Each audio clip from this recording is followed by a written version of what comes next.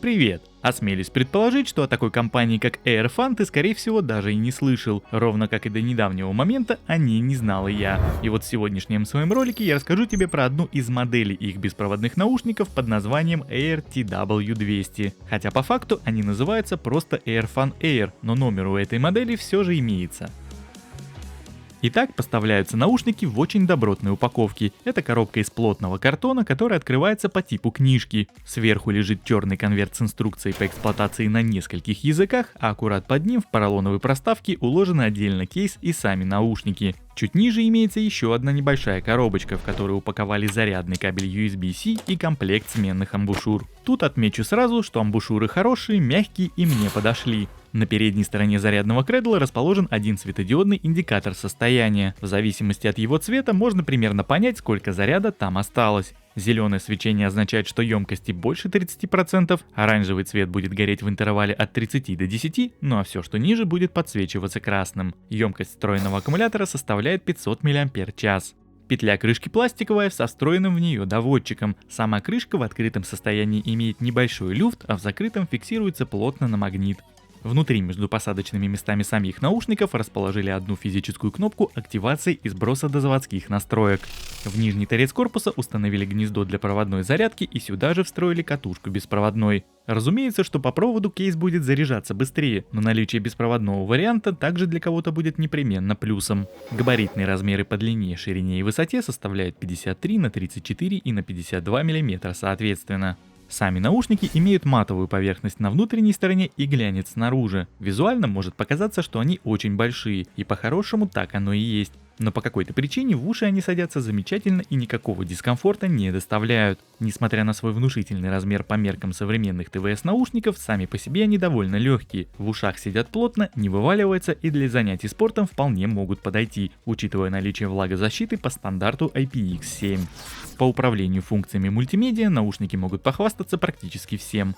Двойной тап во время воспроизведения музыки отвечает за плей-паузу, а в режиме звонка можно ответить на вызов или положить трубку. А вот с перемоткой треков есть некоторая странность. Дело все в том, что тройное касание по правому наушнику переключает трек вперед, а на левый по данному действию зашит вызов голосового ассистента. Таким образом, проматывать треки назад с гарнитуры у тебя никак не получится. А вот регулировать громкость можно в обе стороны. Для этого необходимо зажать и удерживать сенсор на правом или левом наушнике. Чем дольше держишь, тем больше в плюс или минус она регулируется. Помимо сенсорного управления, в каждый наушник встроен датчик автопаузы, который работает в обе стороны.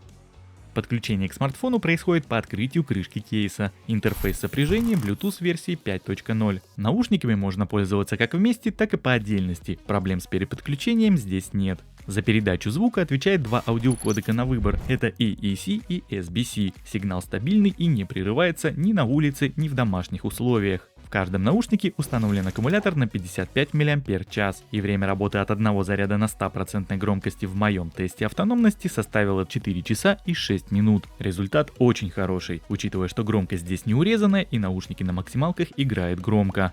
Помимо всего прочего, сама гарнитура поддерживает быструю зарядку. 10 минут нахождения в кейсе обеспечат работу в течение 2 часов.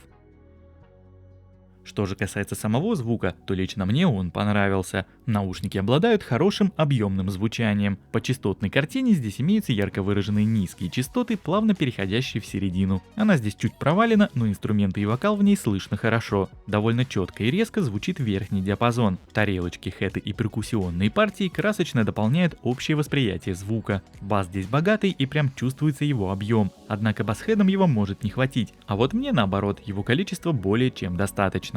Ну а теперь я предлагаю тебе послушать, как эти наушники звучат в качестве гарнитуры для телефонных разговоров. Проверяем работу микрофонов в наушниках Airfan Air TW200. Вот таким образом они звучат в закрытой машине. Открывая по традиции окна, вот так вот задувает мне ветер со всех сторон. И, собственно, ты можешь слышать, как сейчас работают шумодавы. Я, в принципе, еду не на большой скорости, но, тем не менее, ветер сюда задувает. Сквозняком создается такой эффект, собственно, вот такого порывистого ветра. И ты можешь сейчас услышать, как отрабатывают шумодавы в данных наушниках. Ну а теперь, собственно, второй тест. Тест с печкой. Сейчас прибавляю ее на двоечку, на троечку. И вот так вот на четверочку максимум шума мне выдает печка. И вот таким образом отрабатывают шумодавы в таком сценарии использования. В общем, можешь слышать сам. Вот так вот работают эти наушники.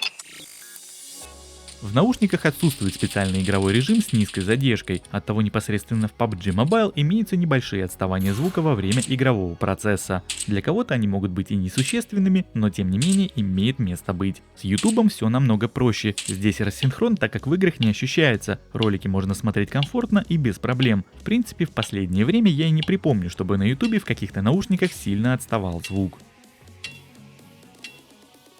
Ну и подводя некий итог, могу сказать, что в целом, несмотря на довольно внушительные размеры самой гарнитуры, сидят наушники в ушах хорошо. На борту имеется масса различных функций, начиная с практически полноценного управления и заканчивая беспроводной зарядкой. Да и звучат наушники вполне себе годно, и что самое главное, громкости при этом хватает. Помимо всего прочего, не подвела и автономность, она хоть здесь и меньше заявленной, но зато честные 4 часа на максималках наушники живут. А вот покупать их или нет в конечном итоге решать только тебе. Я же со своей стороны сегодня постарался максимально подробно тебе все про них рассказать.